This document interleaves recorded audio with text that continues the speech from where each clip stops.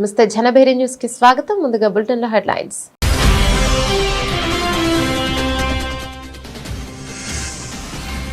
ఇకపై పాలస్తీనా దేశం ఏర్పాటును అంగీకరించబోమని ఇజ్రాయెల్ ప్రకటన. ప్రధాని నెతన్యాహు కార్యాలయం అధికారికంగా వెల్లడి.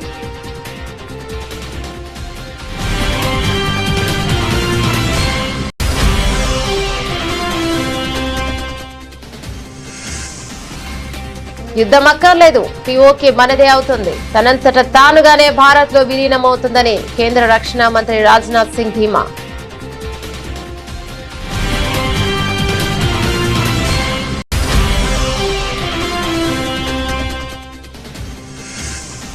ఉత్తరప్రదేశ్ లో కుల రాజకీయాలకు చెక్. సమావేశాలపై నిషేధం. యూపీలో కుల వివక్ష నిర్మూలనకు యోగి సర్కార్ కఠిన చర్యలు.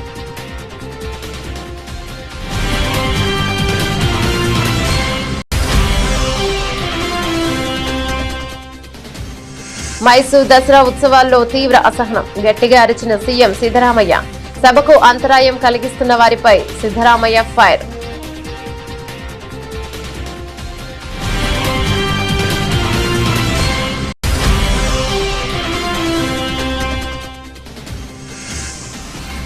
రెండో రోజు గాయత్రీదేవి అలంకరణలో దర్శనమిస్తున్న దుర్గమ్మ. దుర్గమ్మను దర్శించుకునేందుకు క్యూ లైన్ లో బారులు తీరిన భక్తులు.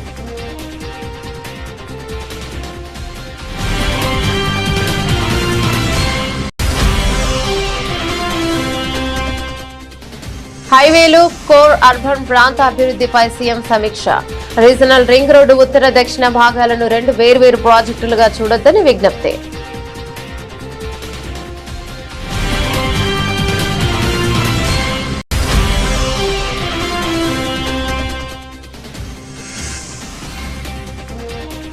వ్యవసాయంపై అసెంబ్లీలో ముఖ్యమంత్రి చంద్రబాబు ప్రసంగం. వ్యవసాయాన్ని లాభదాయకంగా చేయడమే లక్ష్యమని వెల్లడి.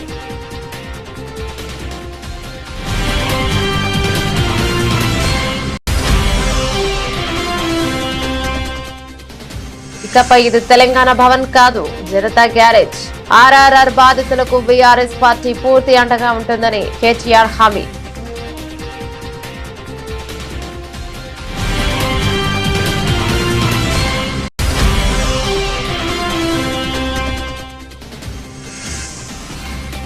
విజయవాడ ఉత్సవ్ పేరుతో కొత్త దోపిడీకి ప్లాన్. కూటమి నేతల తీరుపై ధ్వజమెత్తిన మాజీ మంత్రి వెల్లంపల్లి శ్రీనివాస్.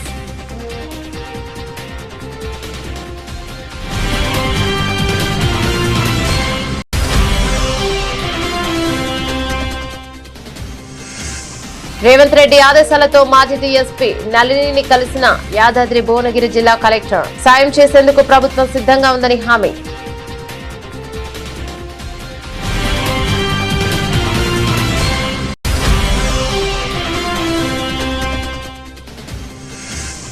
నెట్ఫ్లిక్స్ లోనూ అదే దూకుడు. మహావతార్ నరసింహ ఉగ్రరూపం. నెట్ఫ్లిక్స్ ఇండియాలో టాప్ లిస్ట్ లో ట్రెండింగ్.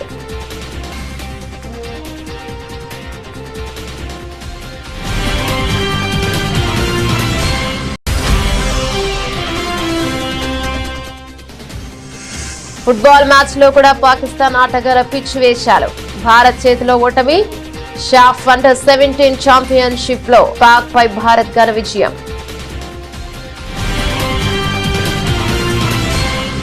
డీటెయిల్స్ చూస్తే, పాలస్తీనాను స్వతంత్ర దేశంగా గుర్తించే ప్రసక్తే లేదని ఇజ్రాయెల్ ప్రభుత్వం సంచలన ప్రకటన చేసింది.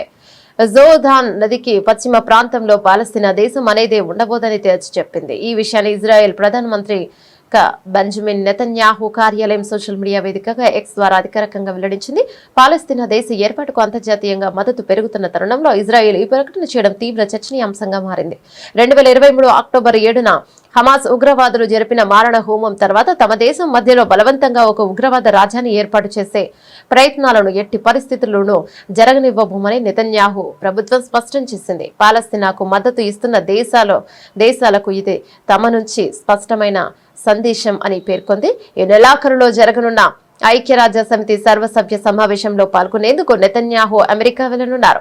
ఈ పర్యటన నుంచి తిరిగి వచ్చాక దీనిపై పూర్తి స్థాయిలో స్పందిస్తామని కీలక పర్యటన ఉంటుందని ప్రధాని కార్యాలయం తెలిపింది. ఆసక్తికరంగా ఈ పర్యటన సందర్భంగా వైట్ హౌస్ కు రావాల్సిందిగా అమెరికా అధ్యక్షుడు డొనాల్డ్ ట్రంప్ నుంచి నెతన్యాహుకు ఫోన్ కాల్ ద్వారా ఆహ్వానం అందింది. మరోవైపు ఐక్యరాజ్య సమితిలో పాలస్తీనా దేశ ఏర్పాటుకు మద్దతుగా తీర్మానం ప్రవేశపెట్టేందుకు పలు దేశాలు ప్రయత్నిస్తున్న సమయంలో ఇజ్రాయెల్ ఈ నిర్ణయం తీసుకోవడం ప్రాధాన్యం సంతరించుకుంది. పాలస్తీనాను ఒక దేశంగా గుర్తిస్తున్నట్లు బ్రిటన్, ఆస్ట్రేలియా, కెనడా ఇప్పటికే బాహాటంగా ప్రకటించాయి. పాకిస్తాన్ ఆక్రమిత కశ్మీర్ పీఓకేను స్వాధీనం చేసుకునేందుకు యుద్ధం చేయాల్సిన అవసరం లేదని, అది తనంతట తానుగానే భారత్ లో విలీనమవుతుందని కేంద్ర రక్షణ మంత్రి రాజ్నాథ్ సింగ్ ధీమాను వ్యక్తం చేశారు. పీఓకేలో పరిస్థితులు మారుతున్నాయని, అక్కడి ప్రజలే పాకిస్తాన్ పాలన నుంచి విముక్తి కోరుకుంటున్నారని ఆయన స్పష్టం చేశారు.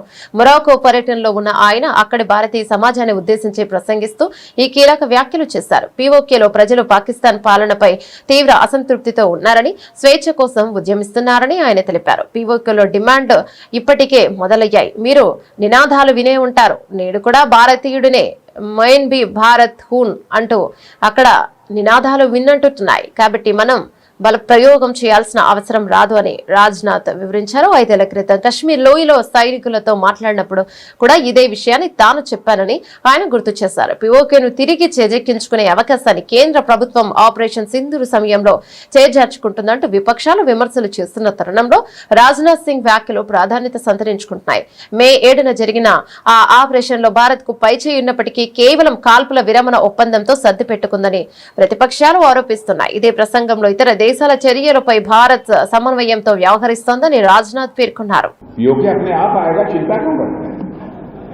पीओके में अब डिमांड होने लगी. आपने सुना होगा 1-2 बार कुछ लोगों ने नारेबाजी की थी. 5 साल पहले एक बार इंडियन आर्मी को कश्मीर वैली में मैं संबोधित कर रहा था एक कार्यक्रम को. उस समय ही मैंने कहा था कि पीओके को आक्रमण करके हड़पने की जरूरत नहीं पड़ेगी. वो तो हमारा पड़ोसी है ही, वो हमारा है ही पीओके. और पीओके के लोग स्वयं ये कहेंगे कि मैं भी भारत हूं और वह दिन आने वाला है. ఉత్తరప్రదేశ్ లో కుల వివక్ష నిర్మూలనే లక్ష్యంగా యోగి ఆదిత్యనాథ్ ప్రభుత్వం సంచలన నిర్ణయాలు తీసుకుంది. సమాజంలో కుల ప్రస్తావనలకు తావు లేకుండా చేసేందుకు అలహాబాద్ హైకోర్టు ఇచ్చిన ఆదేశాల మేరకు కఠిన నిబంధనలు అమల్లోకి తెచ్చింది. ఇకపై పోలీసు రికార్డులు మొదలుకొని వాహనాలపై రాసే నినాదాల వరకు ఎక్కడా కులం కనిపించకూడదని స్పష్టం చేస్తూ జిల్లా అధికారులకు ఉత్తర్వులు జారీ చేసింది. ఈ ఆదేశాలు తక్షణమే అమల్లోకి వస్తాయని ప్రభుత్వం స్పష్టం చేసింది. తాజా ఆదేశాల ప్రకారం రాష్ట్ర వ్యాప్తంగా పోలీసు రికార్డుల్లో నిందితుల కులాన్ని ప్రస్తావించడాన్ని పూర్తిగా నిషేధించాలని, కేసు మెమోలో, అరెస్ట్ పత్రాలు, పోలీస్ స్టేషన్లలోని బోర్డులపై కూడా కులాన్ని పేర్కొనకూడదని తేల్చి చెప్పారు. Crime and criminal tracking network and systems CCTVSS database లో సైతం కులానికి ఇక సంబంధించిన కాలంను ఖాళీగా ఉంచమని అన్నారు. అయితే ఇకపై రికార్డుల్లో నిందితుడి తండ్రి పేరుతో పాటు తల్లి పేరును కూడా తప్పనిసరిగా నమోదు చేయాలని సూచించారు. ప్రభుత్వ, ప్రైవేట్ వాహనాలపై కులాల పేర్లు, కులాన్ని సూచించే నినాదాలు లేదా స్టిక్కర్లు అతికిస్తే మోటార్ వాహనాల చట్టం కింద జరిమానాలు విధిస్తామని ప్రభుత్వం హెచ్చరించింది. అలాగే పట్టణాలు, గ్రామాల్లో కులాల పేర్లతో ఏర్పాటు చేసిన బోర్డుల చిహ్నాలను వెంటనే తొలగించాలని అధికారులను ఆదేశించింది. రాజకీయ లబ్ధి కోసం నిర్వహించే కుల సమావేశాలను కూడా ప్రభుత్వం నిషేధించింది. क्योंकि विभाजित था. हमें फिर से विभाजित नहीं होना है. ये जातिवादी मानसिकता, ये क्षेत्रीय विभाजन की मानसिकता, यह विभिन्न वादों में विभाजन की मानसिकता जो भारत की गुलामी का कारण बना था, उससे मुक्त होकर के हमें सामाजिक एकता के मार्ग को प्रशस्त करने की दिशा में आगे बढ़ना होगा. समता मूलक समाज की दिशा में आगे बढ़ना पड़ेगा. वही राष्ट्रीय एकता का आधार बनेगा. కర్ణాటక ముఖ్యమంత్రి సిద్దరామయ్య మైసూర్ దసరా వేడుకల ప్రారంభోత్సవంలో తీవ్ర ఆగ్రహాన్ని వ్యక్తం చేశారు. వేదికపై ప్రసంగిస్తుండగా ప్రేక్షకులలో కొందరు గందరగోళం సృష్టించడంతో ఆయన సహనం కోల్పోయారు. సభకు అంతరాయం కలిగిస్తున్న వారిపై వేదికపై నుంచి గట్టిగా అరుస్తూ హెచ్చరికలు జారీ చేశారు. కొద్దిసేపు ప్రశాంతంగా కూర్చోలేరా, కింద కూర్చోండి, ఎవడరా అది, ఒక్కసారి చెప్తే అర్థం కాదా, అసలు ఇక్కడికెందుకు వచ్చారు, ఇంట్లోనే ఉండాల్సింది అంటూ సిద్దరామయ్య తీవ్ర స్వరంతో మందలించారు. అంతటితో ఆగకుండా అక్కడే ఉన్న పోలీస్ అధికారిని పిలిచి పోలీసు వాళ్ళను బయటకు వెళ్లనివద్దు, ఇక గంట సేపు కూర్చోలేనప్పుడు ఇలాంటి కార్యక్రమాలు ఎందుకు వస్తారు అని ఆదేశించారు. ఈ ఘటనతో సభలో ఒక్కసారిగా నిశ్శబ్దం అలుముకుంది. ಸ್ನೇಹಿತರೆ, ಇನ್ನೊಂದು ಸ್ವಲ್ಪ ಹೊತ್ತು ಕೂತ್ಕೊಳ್ಳಕ್ಕಾಗಲ್ಲ ನಿಮ್ಗೆ? ರೇ ಕೂತ್ಕೊಳ್ಳ, ಯಾರವನು? ಒಂದ್ಸಾರಿ ಹೇಳಿದ್ರೆ ಗೊತ್ತಾಗಲ್ಲ ನಿಮ್ಗೆ? ಯಾಕೆ ಬರ್ತೀರಿ ನೀವು ಇಲ್ಲಿಗೆ? ಮನೇಲಿ ಇರ್ಬೇಕಾಗಿತ್ತು.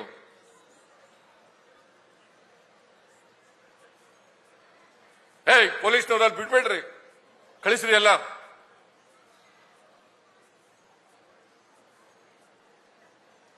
ಒಂದು ಅರ್ಧ ಗಂಟೆ 1 ಗಂಟೆ ಕೂತ್ಕೊಳ್ಳಕ್ಕಾಗಲ್ಲ ಅಂತಂದ್ರೆ ಯಾಕೆ ಬರ್ತೀರಿ ಇಲ್ಲಿಗೆ ಫಂಕ್ಷನ್ಗೆ ನೀವು? ఇంద్రకీలాద్రిపై దసరా శరన్నవరాత్రి ఉత్సవాలు అంగరంగ వైభవంగా జరుగుతున్నాయి.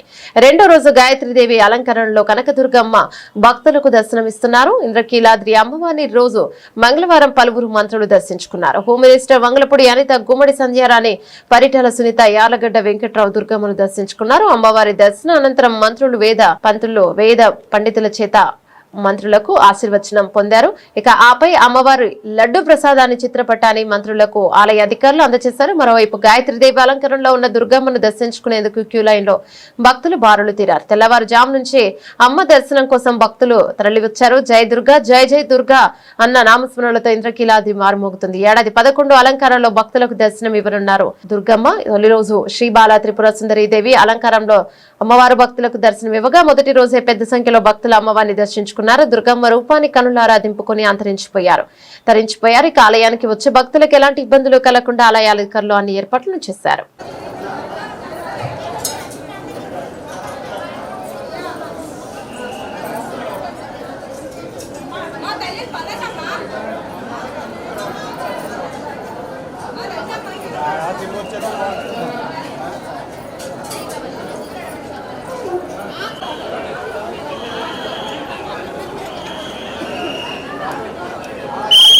రీజనల్ రింగ్ రోడ్డు ఆర్ఆర్ ఉత్తర దక్షిణ భాగాలను 2 వేర్వేరు ప్రాజెక్టులుగా చూడొద్దని భారత జాతీయ రహదారుల ప్రాధికార సంస్థ NHAI అధికారులతో సీఎం రేవంత్ రెడ్డి అన్నారు. ఉత్తర భాగానికి కేటాయించిన నంబరునే దక్షిణ భాగానికి కూడా కొనసాగించాలని కోరారు. అందుకే వెంటనే అనుమతులు మంజూరు చేయడంతో పాటు ఏకకాలంలో 2 పనులు ప్రారంభించేందుకు సహకరించాలన్నారు.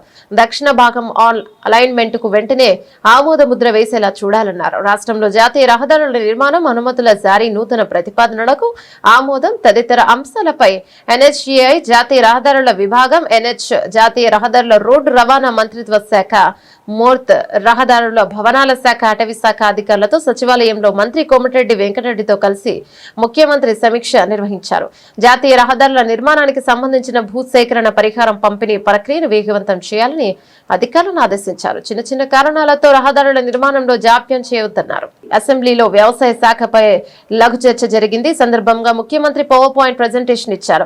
అలాగే వ్యవసాయ శాఖ పరంగా తీసుకుంటున్న నిర్ణయాలు రైతులకు లబ్ధి చేకూర్చిన అంశాలను చెప్పడంతో పాటు భవిష్యత్తులో ఇక రైతు సంక్షేమ సంఘం కోసం ఎలాంటి నిర్ణయాలు తీసుకోబోతున్నామనే విషయాలను ముఖ్యమంత్రి తన ప్రసంగంలో వివరించారు.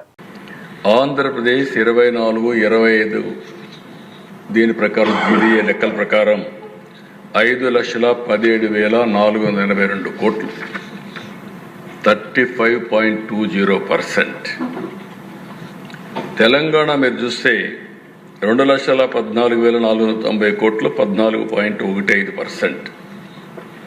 కర్ణాటక 3,08,165 కోట్లు, 11.72%. కేరళ 98,020 కోట్లు, 8.78%. తమిళనాడు 3,77,244 కోట్లు, 13.04%.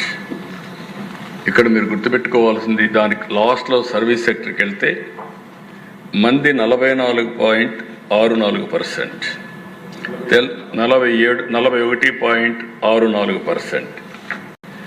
వేరే తెలంగాణ 67.16%, కర్ణాటక 68.13%, కేరళ 67.28%, తమిళనాడు 53.60%.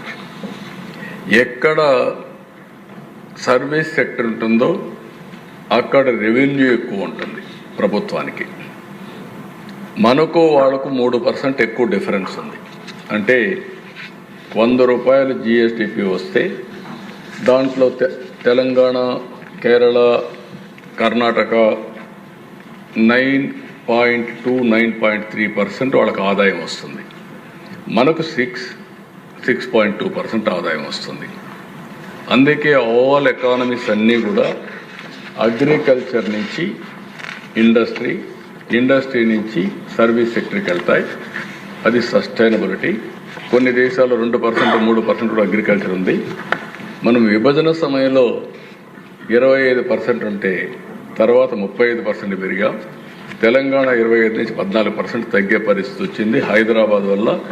అదే పదే నేను చెప్తూ వచ్చాను, స్ట్రక్చరల్ ఇంబ్యాలెన్సెస్ ఉన్నాయి మనకు ఆ ఇబ్బంది ఉంది. దీన్ని అధిగమించాల్సిన అవసరం ఉందని పదే నేను అందుకే చెప్తున్నాను.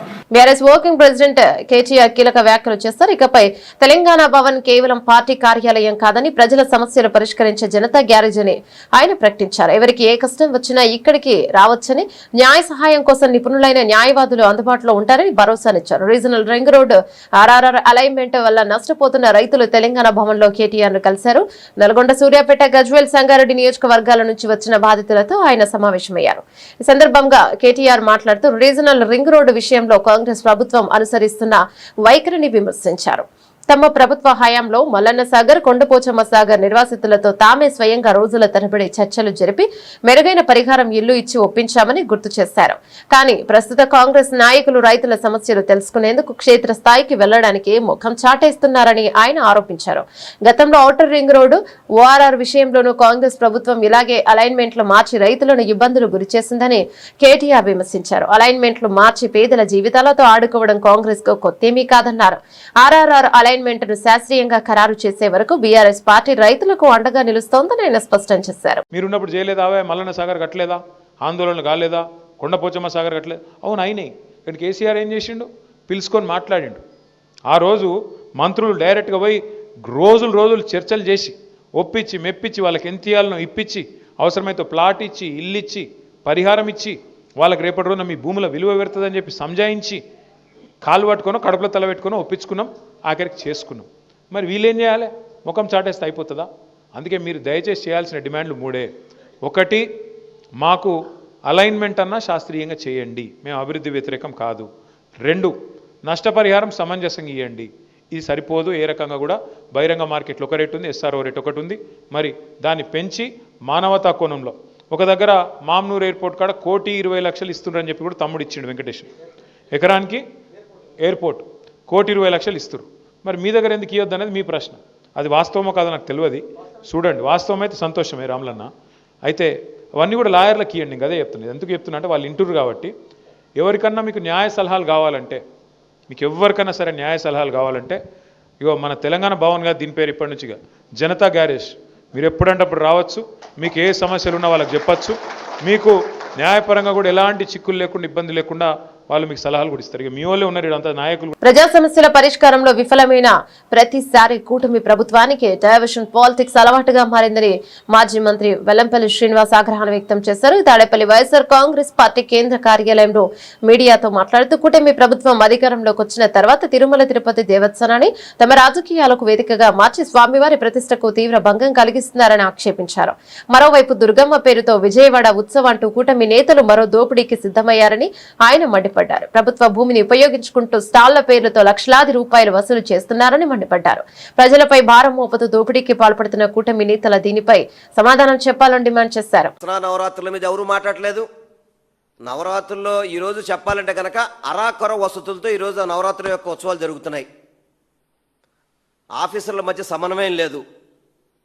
భక్తులకి సరైన అవగాహన కల్పించే విధంగా ఎక్కడ కూడా వాళ్ళకి అవగాహన కల్పించే విధంగా ఎక్కడ కూడా పెట్టిన పరిస్థితులు లేవు.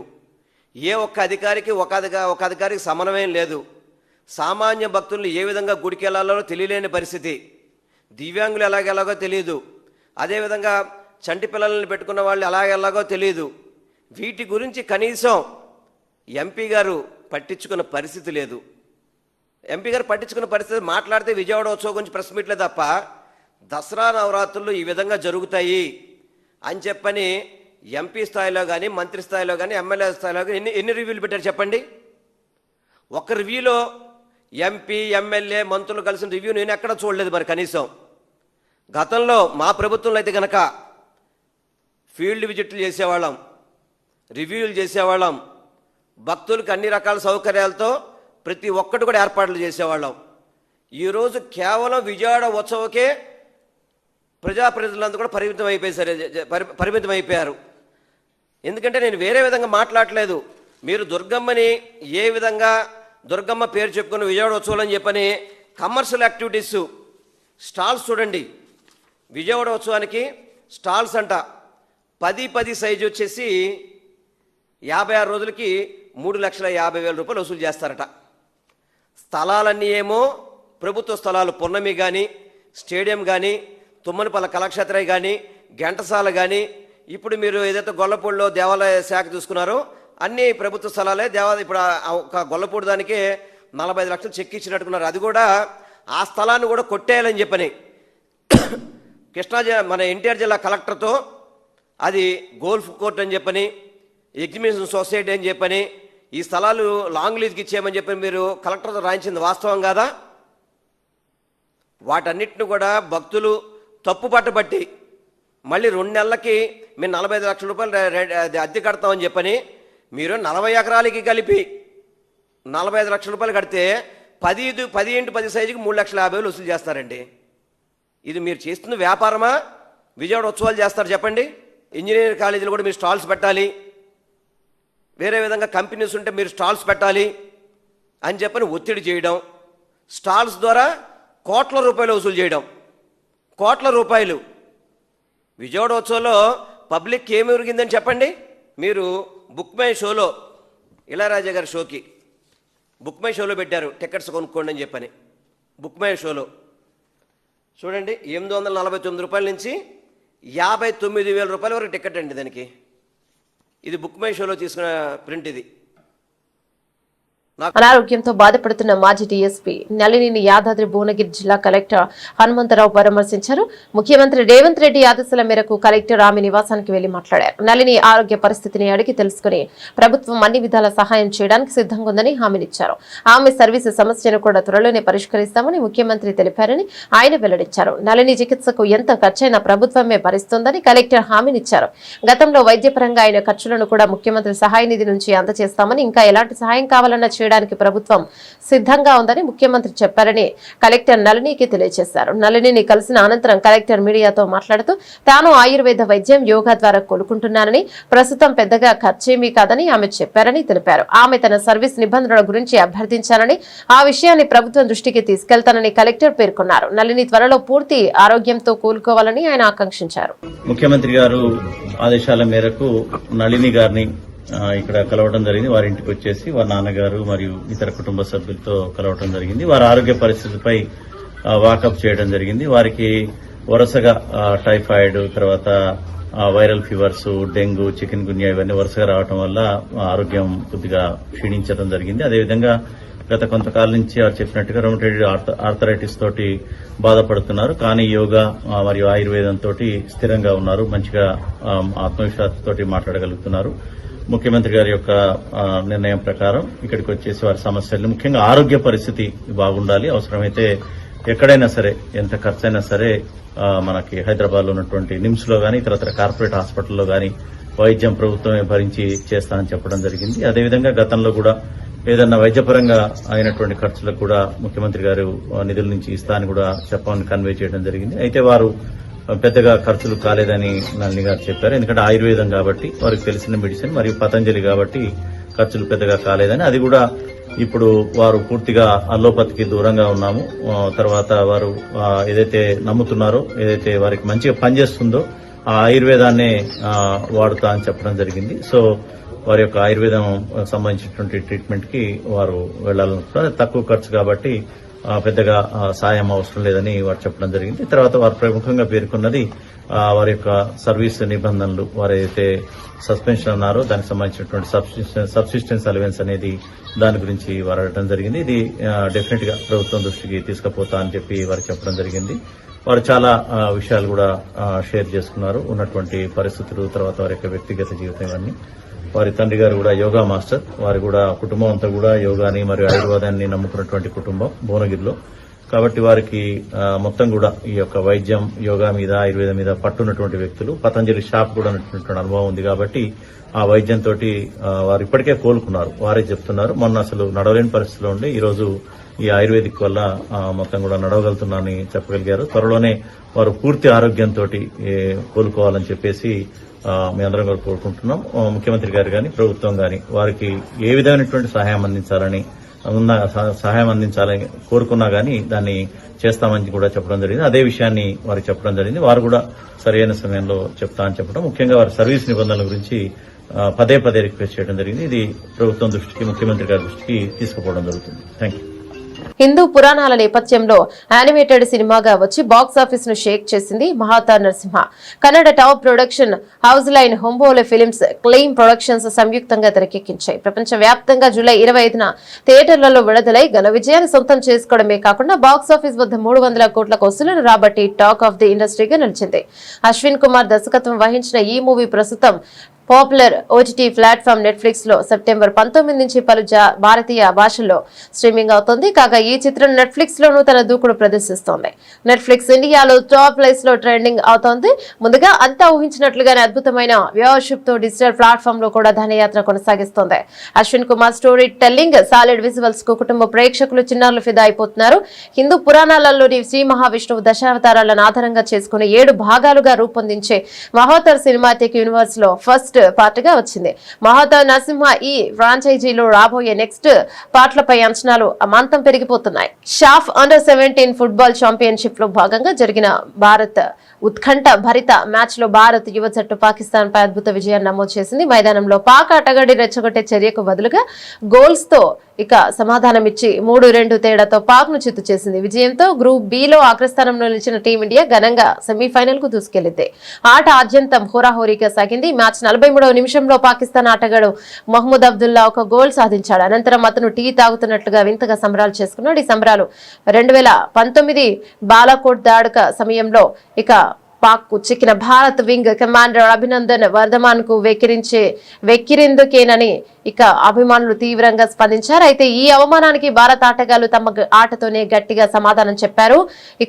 దాల్ ములున్ గాంగ్టే గుండ్లిభా వాంకేరాక్టం చెరొక గోల్ సాధించి స్కోర్ ను సమం చేయగా 73వ నిమిషంలోనే రెహాన్ అహ్మద్ అద్భుతమైన గోల్ కొట్టి భారత్ కు నిర్ణయాత్మక విజయాన్ని అందించాడు. ఈ గెలుపుతో వరుసగా 3 విజయాలు నమోదు చేసిన భారత్ జట్టు సెమీఫైనల్లోనే నేపాల్ తో తలపడనుంది. మ్యాచ్ లో ఓడిపోయినప్పటికీ పాకిస్తాన్ కూడా సెమీస్ కు అర్హత సాధించింది. సెమీస్ లో బంగ్లాదేశ్ తో పాక్ ఆడనుంది. బులెటిన్ ముగించే ముందు హెడ్లైన్స్ మరోసారి.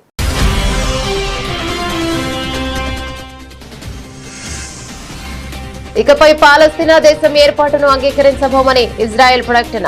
ప్రధాని నెతన్యాహు కార్యాలయం అధికారికంగా వెల్లడి.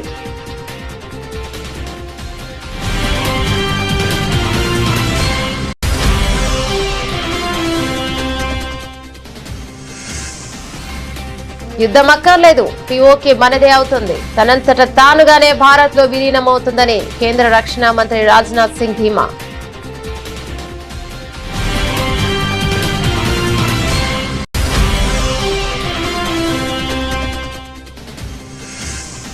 ఉత్తరప్రదేశ్ లో కుల రాజకీయాలకు చెక్. సమావేశాలపై నిషేధం. యూపీలో కుల వివక్ష నిర్మూలనకు యోగి సర్కార్ కఠిన చర్యలు.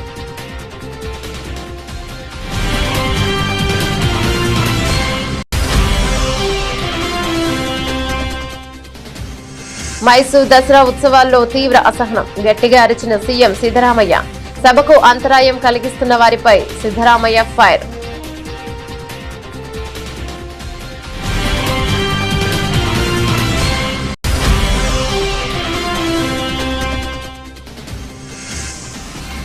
రెండో రోజు గాయత్రీదేవి అలంకరణలో దర్శనమిస్తున్న దుర్గమ్మ.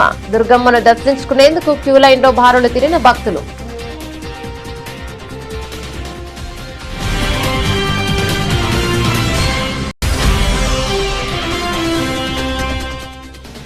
హైవేలు, కోర్ అర్బన్ ప్రాంత అభివృద్ధిపై సీఎం సమీక్ష. రీజనల్ రింగ్ రోడ్డు ఉత్తర దక్షిణ భాగాలను 2 వేర్వేరు ప్రాజెక్టులుగా చూడొద్దని విజ్ఞప్తి.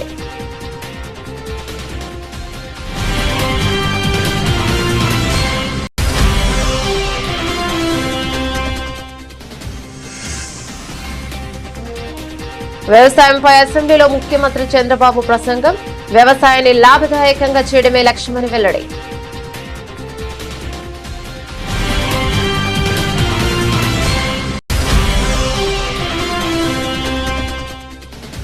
ఇకపై ఇది తెలంగాణ భవన్ కాదు, జనతా గ్యారేజ్. ఆర్ఆర్ఆర్ బాధితులకు బీఆర్ఎస్ పార్టీ పూర్తి అండగా ఉంటుందని కేటీఆర్ హామీ.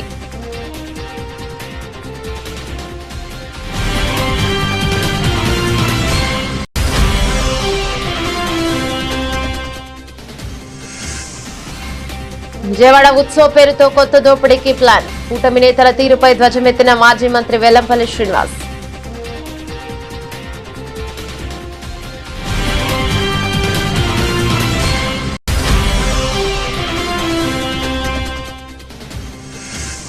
రేవంత్ రెడ్డి ఆదేశాలతో మాజీ డీఎస్పీ నళినిని కలిసిన యాదాద్రి భువనగిరి జిల్లా కలెక్టర్. సాయం చేసేందుకు ప్రభుత్వం సిద్ధంగా ఉందని హామీ.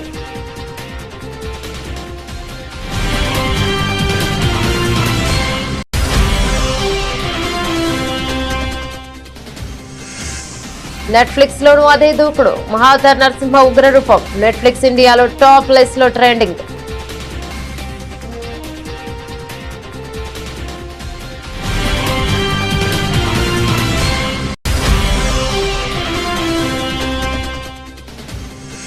ఫుట్బాల్ మ్యాచ్ లో కూడా పాకిస్తాన్ ఆటగాళ్ల పిచ్ వేశారు.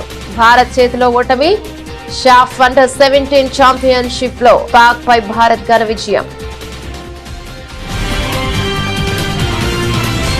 ఇవి బులెటిన్ డీటెయిల్స్. మరో బులెటిన్ లో మళ్ళీ కలుసుకుందాం. అంతవరకు సెలవు. నమస్తే.